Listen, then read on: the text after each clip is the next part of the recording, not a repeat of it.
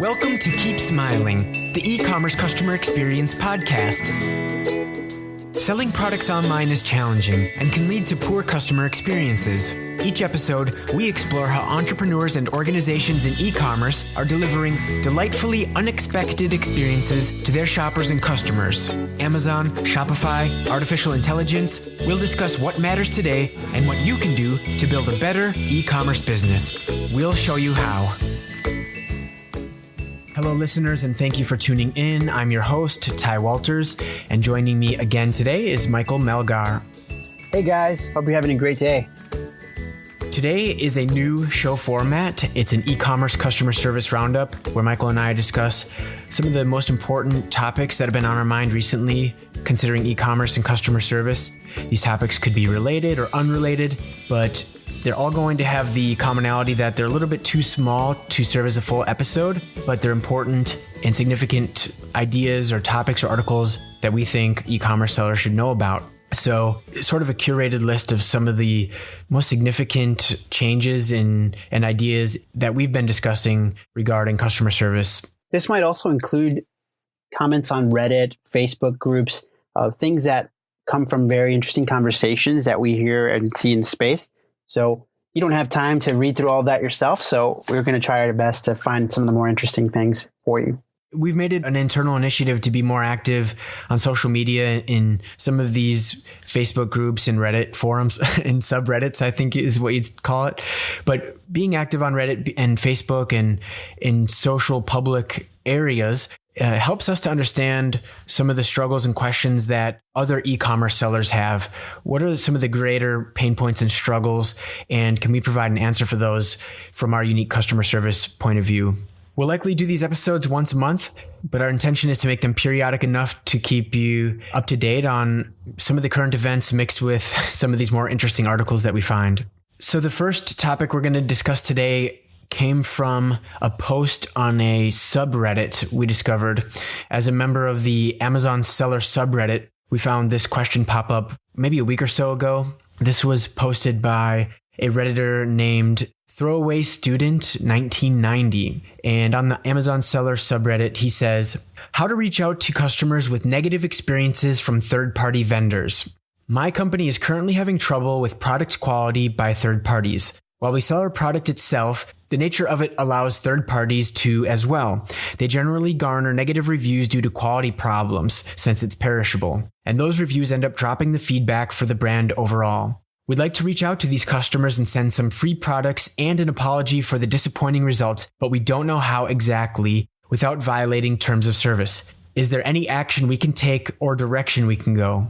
And the too long didn't read version of that is, how do we contact customers from third-party vendors? And in this case, what this Redditor is requesting, or what this Redditor is interested in, is not only from third-party vendors, but from other third-party vendors, someone who is not them that's selling the same product, which is the brand I'm assuming that this Redditor represents. So, Michael, we responded to this post. Walk us through a little bit of our point of view regarding this situation and this question. Yeah, this is a very interesting question because it's something that other 1P brands most likely deal with, or even if you're not on Amazon, maybe you're just a brand owner who is selling to an Amazon seller, what have you. Regardless, those reviews are still going to matter to you. And the interesting thing there is that even if you have like a vendor central account, or even if you sell through your own third-party seller central account, you don't have access to orders that were not made from your store. So you don't have access to these customers' information.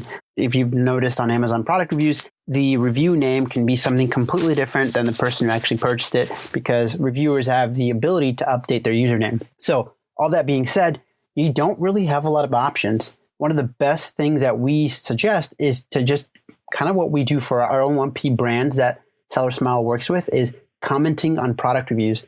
Now, commenting on product reviews is important because it shows buyers that, number one, you care about their experience. Number two, you care about improving your offering. And number three, it also provides a buyer a resolution where they may or may have not gotten one. Now, the interesting thing about this is that Amazon's actually kind of vague on what your review comment can include.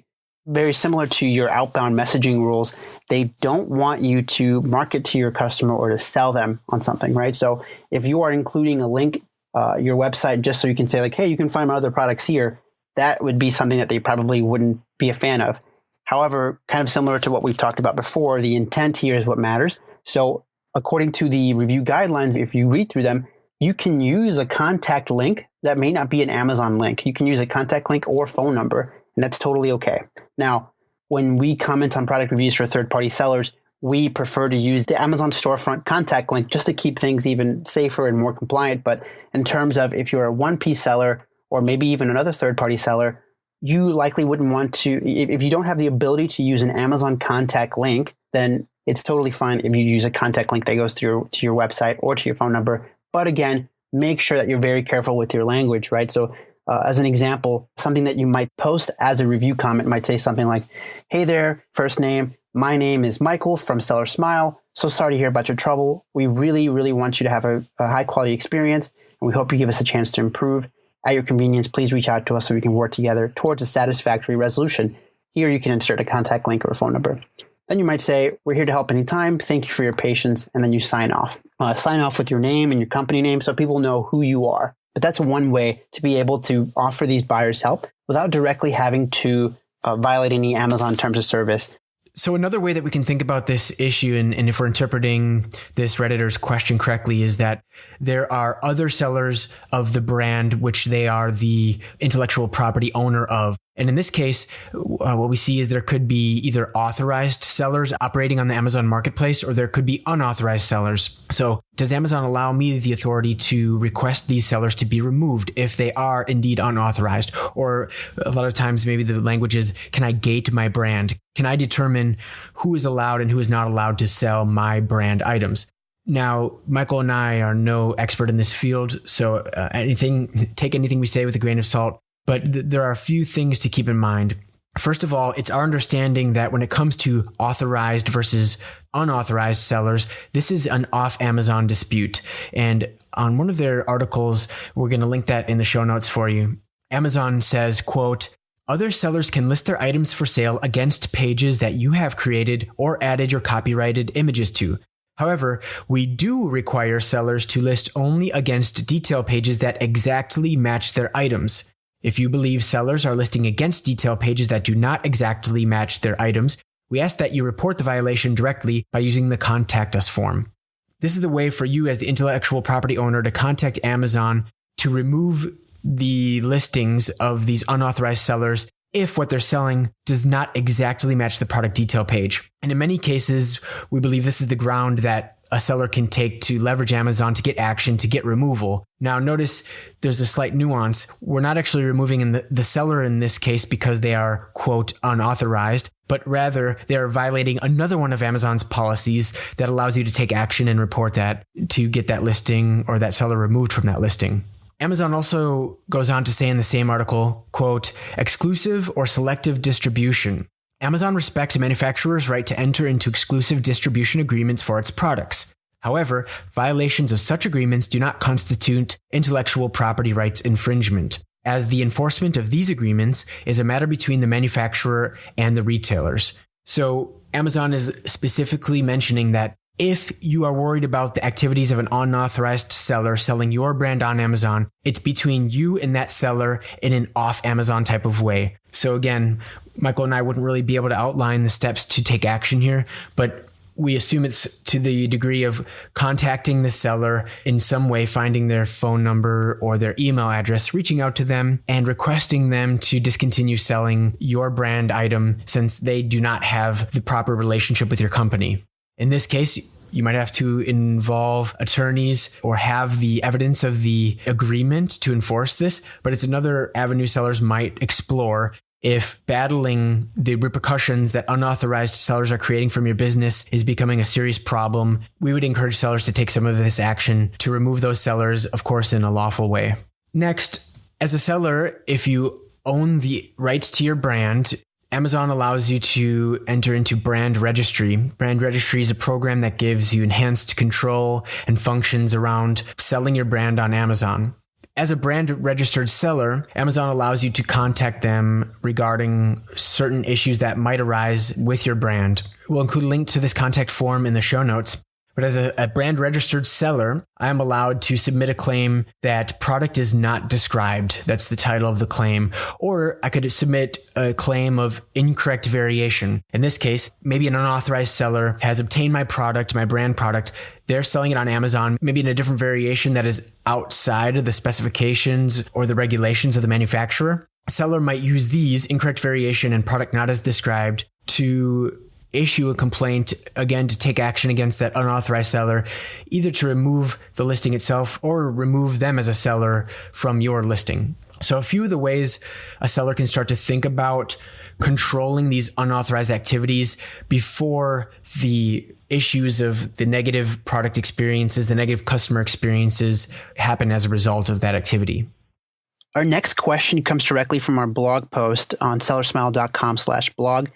This is on our blog post entitled 5 Steps to Effectively Outsource Your E-commerce Customer Service. So we have a question here from Halan B, and he mentioned, "Hey Ty, on how to outsource customer service, more specifically the item, all of the tasks that need to be done, I can't help but think that in order to outsource such a department, it's crucial to have mapped out all the possibilities and choices a customer service agent would have to make when dealing with these inquiries. Do you have tips or content about this decision-making/mapping to help understand the routes customer service inquiries would require?" Yeah, this was a great comment, and thanks Halan B for making it. How we interpreted this comment is that Halan seemed a little bit overwhelmed when it came to the task of documenting his policies and procedures if he wanted to outsource his customer service. Maybe he didn't know where to start or even know what to include in that document. In our response, we encouraged Halan to map out as many circumstances as possible that he could think of. And one useful way to start this process is to just think about all the activities that your customer service team is currently doing, or if you're doing your customer service, what are you doing on a daily basis? How do you determine the proper action to take, and start to document some of those steps and procedures? The best combination of documents that we found is a combination of flowcharts and templates. The flowcharts would be set up in such a way that a customer service agent could come to the flowchart, and by making a series of if, then, yes, no statements, they could arrive at the proper action to take with that buyer. And these flowcharts could be more or less detailed and assigned to a specific marketplace if that's required. And to add to that, Ty, in terms of creating flowcharts, you might start out by literally just creating a flowchart on a piece of paper or on a like Lucid chart, for example. Yeah, and one of the most helpful ways that I can think of in how we use some of these decision trees is when determining if a shopper's inquiry about a warranty claim is valid or not, or whether the seller should fill that warranty claim. First of all, if there's a duration limitation on the warranty, the first question in this decision tree would be, is this purchase within the warranty window? Sometimes the warranty is a month, or sometimes it's a year. And if yes, go this way in the decision tree. If no, go this way. And let's say it's yes. Okay, well, is this customer's complaint a result of a manufacturer defect or something that was a failure of the product itself? And then yes or no. If no, one can assume that the issue the customer is experiencing maybe disqualifies them from a warranty, since the issue with the product was caused by misuse or mishandling. Whatever the case may be for your business, it's advising your customer service agents in how to determine which proper action to take, in this case, whether or not to issue your customer a refund or replacement according to your warranty rules. The important thing here is to be cautious of getting overwhelmed and trying to answer every possible question. The fact of the matter is that you're not going to answer every possible question. In fact, something that Ty even mentioned in his response is that you likely don't need to explain the exact steps of how to, for example, issue a refund on each specific marketplace that you're selling, because that might be different per marketplace. Maybe that's a part of your initial training is like, hey, here's how you issue a refund on this platform. Here's how you do this on Walmart, on eBay, what have you. But from there, when you are creating your decision tree or your SOP, which we'll talk about in a moment, when you're creating this information, you can instead just make a note of the fact that this is maybe where you'd make a refund in this scenario versus having to map out those exact steps every single time. Something to consider here is creating an SOP. If you haven't heard of an SOP before, that stands for Standard Operating Procedures. It's essentially a really helpful document that you can use not just for customer service, but really any sort of department that requires further instruction. And we actually talked about this on one of our more recent blog posts called Unpacking Standard Operating Procedures. In our experience, this initial document covers about 80% of the cases that we encounter, because what we do is we've tried to categorize them into some of the more common examples. Some of the information that you might find is, what do you do when there's a defective item and it's not the customer's fault? What do you do when there's a damaged item and it's not the customer's fault? Maybe it was a fulfillment issue. What do you do if you receive a cancellation request, or if someone asks for an address change? That sort of thing. These are common themes that you might see across multiple platforms. And if you break out your SOP into these sort of categories, all that you really need is maybe a few sentences to explain each of those scenarios. We'll include this on our show notes, but if you do review our Unpacking Standard Operating Procedures blog post, we do provide you with a template that allows you to essentially copy and paste and fill it out yourself. One of the most helpful pieces of that blog post are the headings, the example headings that we give to start with your SOP documentation. The reason being is any or nearly any situation that we could envision or think about in a e-commerce customer service type of process would fit under one of these headings. So then anytime you come across these situations or you're presented with a case, you can put it under the correct heading, and it makes it easily searchable by the team. And as I mentioned earlier, you won't be able to map out every single possible scenario. But one thing that we do at SellerSmile that your team can essentially do is that if we receive a question or if we come across a scenario that we haven't seen before, we'll communicate with our main contact, or in your case, it might be like a main escalation point. Like maybe all of your questions come to you as like the main point of escalation. After we get an answer on maybe how to handle that specific scenario, we will save that to our documentation so we can reference that in a future scenario. And we don't necessarily have to come back and ask that every single time. Another topic that we wanted to discuss today was a comment that we found in Reddit left by Redditor Stravion. And this was posted about a month ago. Stravion asks a really simple, short question. Do customers get notified when I respond to their review? Now, Michael and I have talked about reputation management, which includes responding to public product reviews on Amazon. As long as you have an account in Amazon in good standing, Amazon allows you to participate in those discussions. You can respond to product reviews. You can leave links to products in those. You can upvote them if they're helpful. And Stravion is wondering, if he takes this action, I'm assuming on a listing that he sells from a reviewer that commented on one of his products, will that buyer somehow get notified by Amazon that this comment has been left? And this is an important question for us because we're commenting on product reviews every day. And just to be sure, Michael and I went through and tested this. And Michael, tell them what we found. Yeah, so first off, I was super intrigued when I got this question because we tend to focus so much on things that happen for the seller and things that affect the seller, but just as important are things that affect your buyer. So Stravion's question is a great one. But yeah, we tested this and we disappointedly found that they don't get notifications. We looked at several places where they might receive a notification. We didn't receive an email, an update on the Amazon app, or even a message in the Amazon inbox. What we were able to see is that once we posted a review, you could see the comment on the Amazon.com review itself. So if you're like on your desktop computer or your laptop, you can go and see the public comment there. But you don't see the actual comment itself in the app. In the app, you might get a notification, and I actually did get a notification that says, hey, your review was rated helpful. But that doesn't actually include the comment. So the comment that was left on my review that I posted, you can't even access it directly from your mobile app. So in researching this, Michael and I learned a lot and had some more questions, but we wanted to share some of those thought processes with you. First of all, what does this mean in terms of helpfulness for the buyer or the reviewer? Since they're not receiving a notification of this, we think it's unlikely that many of these reviewers are going to see the comments. This means it might be less of an opportunity to provide customer service for that reviewer, even if they did have an issue.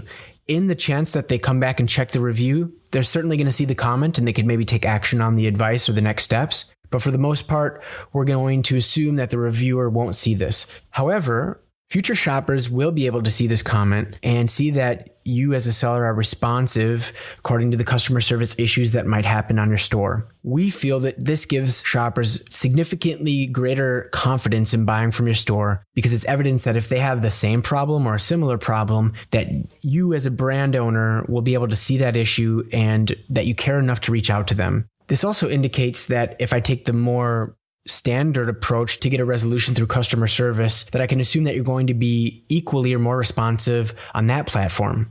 I think it's interesting how Amazon gave Michael an indication or a notification that his review was helpful or not. But we found in this investigation that no matter whether reviews are marked helpful and no matter how many comments are in a discussion thread, these do not affect the quantitative ranking or overall average ranking for a product. So a 4-star review that gets upvoted 100 times is treated and ranked the same as a 4-star review that has just a few upvotes on it. We thought that's important to note because while upvotes might change the priority that Amazon displays those comments, the overall ranking will remain the same. There's a couple of interesting things that this made me think of as well. In the past, we have interacted with reviewers who have come back and responded to our comments. And that is an interesting side note because these reviewers, especially, maybe some specific reviewers, feel strongly enough about their review that they are going to come back and see if there has been an update on their review. Maybe like they saw the notification saying it was helpful. Maybe that piques their interest and they come and see that there's a new comment. So we have seen people interact with these, which is an interesting tidbit. But if you try to go look when someone's left a comment on your review, the very interesting thing about this is that it was actually really hard to go back. You either have to go to your Amazon orders and click on your order, then click on your product, and then go look at maybe the most recent reviews where maybe if you left one. Those are, like 3 or 4 steps you have to take to go look at your review. Or you can look at it on your Amazon app, but you still can't actually see the comment on the Amazon app. I tried several different ways and there's not a way to actually view the comment. So it's interesting to note that even though it's a challenge to try to get back to that review, we've still seen buyers come back and interact with your comment.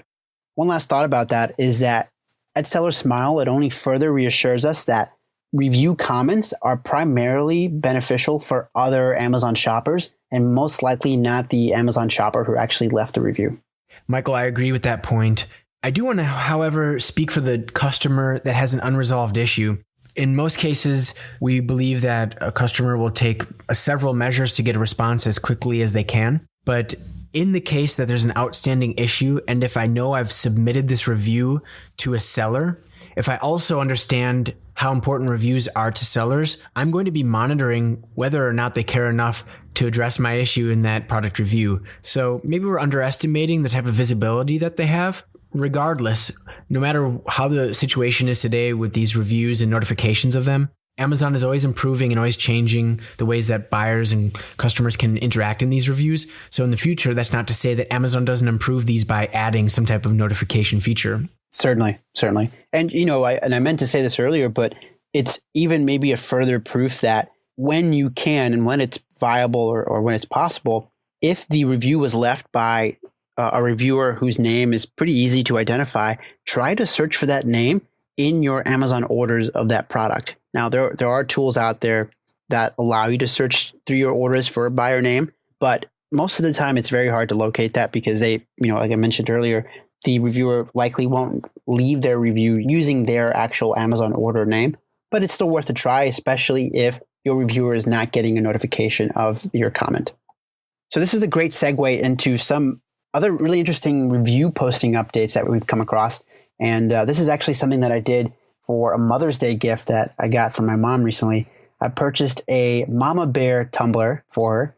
And I wanted to go and post a review for, because she was really happy with it. I was very happy with the purchase. It was really fast. And we came across some really interesting updates. So even though review comment notifications don't appear to be a thing, there's still an increase in features related to product reviews. And we're still seeing those every day. So the first thing that we noticed is something called rate features. When I went to go leave a review on this tumbler, along with being able to add information into the headline field and the actual review field itself, there was a section called rate features. So this was separate from the overall rating where you can choose 1 to 5 stars. The rate features has categories of different features of this tumbler or of the product. and also includes a 5-star scale. So for example, when I came to leave a review for this tumbler, there was an overall rating scale, and then there was the rate features scales. And the features that I saw here was rated on a scale of 1 to 5 for durability, on a scale of 1 to 5 for value for money, scale of 1 to 5 for giftable. So this is really interesting because this hasn't been something that we've seen previously. In the past, it's been just rate your thoughts on this product altogether on a scale of 1 to 5. But these are almost like subcategories of your rating. And this kind of reminds me, if you've ever used Airbnb, whenever you've stayed at a location, it does a very similar thing where it asks you to rate your overall experience with staying at this Airbnb. Plus, it asks you to do the same thing on a 1 to 5 scale on separate things about the actual experience itself, like how was checking in, how was the stay, how was the amenities, things like that. So Amazon seems to be taking a very similar approach in this regard, and really interesting stuff there. Some other new updates that we saw is field prompts. So in the headline field, where you can add your headline to the review, the field prompt actually says, what's most important to know? So Amazon is suggesting to buyers that the information they should include in that field, in the headline field, is the most important thing to know about your product. In the actual write your review field, they include a prompt that says, what did you like or dislike? What did you use this product for? So really interesting stuff because they are trying to influence my decision in how I want to write my review. Lastly, after I filled out all these fields and I went to submit my review, I got a review submission message, and it said, review submitted. Thank you. We're processing your review. This may take several days, so we appreciate your patience. We'll notify you when this is complete. This is very interesting because our reputation management team at SellerSmile noticed that a lot of the reviews that we were commenting on were 2 or 3 days old. And, we noticed that this delay was occurring, but it's very interesting to actually have an answer to it, and that Amazon buyers are getting the same thing. It took roughly 2 days for my review to be processed. And we're not sure why there isn't a sort of a more real-time posting of those updates. Surely Amazon's filtering those, maybe checking for authenticity, vulgarity, maybe violations in terms of service.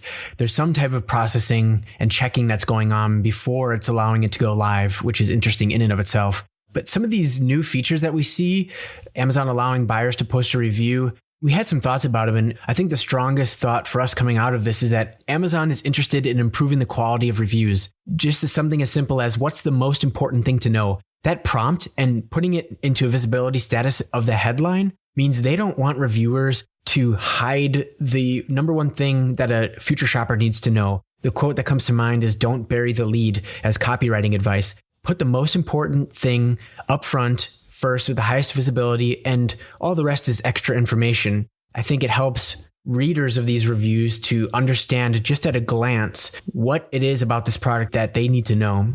Amazon wants buyers to be more direct and more specific with the reviews they leave. We hear a lot of people complain, sellers and shoppers complain about reviews. And there's talk that, some reviews are incentivized. Maybe some reviews that aren't incentivized just aren't helpful. We see these new features as Amazon attempting to make better reviews, to help buyers leave a better review by prompting them with some of these questions, by including some of these sub features to rank a product on. We see that it is nothing but an improved review for a future shopper to make a better decision about their product. Some of these updates that we see with review posting parallel some of the updates that we found in buyer-seller messaging with the templated messages beta feature.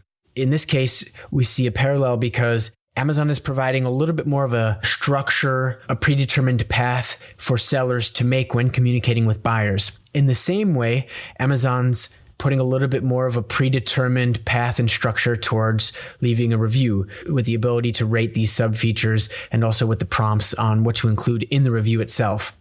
So it all comes down to Amazon's goal of increasing buyer trust with not only more authentic reviews, but better reviews that include more pointed details and more specific examples.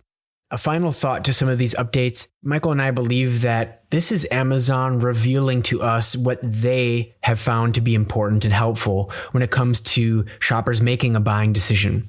Maybe they've found that shoppers care about whether or not an item is giftable. They care about its durability and how long the item will last. Maybe these are common points of criticism. Maybe they've found that Amazon buyers care about whether or not items are priced correctly, which is why they ask about the value for the money. Some of these existing subcategories and any subcategories that come out in the future should be considered by Amazon sellers and how they rate their own products and how they invest their own time in making their products giftable and durable and a good value, because these are obviously the features that shoppers are basing their decisions on. And to Amazon sellers, I mean, this kind of makes me think about how buyers will go leave what's essentially a product review in the seller feedback section. I theorize that that sort of thing is going to be a thing of the past in the not too distant future, because if Amazon is providing some sort of templated responses for sellers, for example, and they're trying to guide how a review is written, those are just kind of, that's just kind of evidence of Amazon trying to essentially hold the buyer and seller's hand along that experience, because it can be a very confusing one. There's a lot going on. And so Amazon wants to make sure that it's not wasting time and that it's helpful along the way. Right. And I like this update, Michael, because we hear so much from the seller side where Amazon is putting restrictions on how a seller can obtain reviews and how they can even ask for reviews. And I think we overemphasize that side of the product review issue. Whereas here it's an example of Amazon putting a little bit of investment on the buyer side as well, helping sellers out by helping buyers to leave a better review. So the next shopper will be able to select your product over your competitors. The whole shopping experience on Amazon will only continue to get more and more legitimate and authentic as Amazon continues these updates.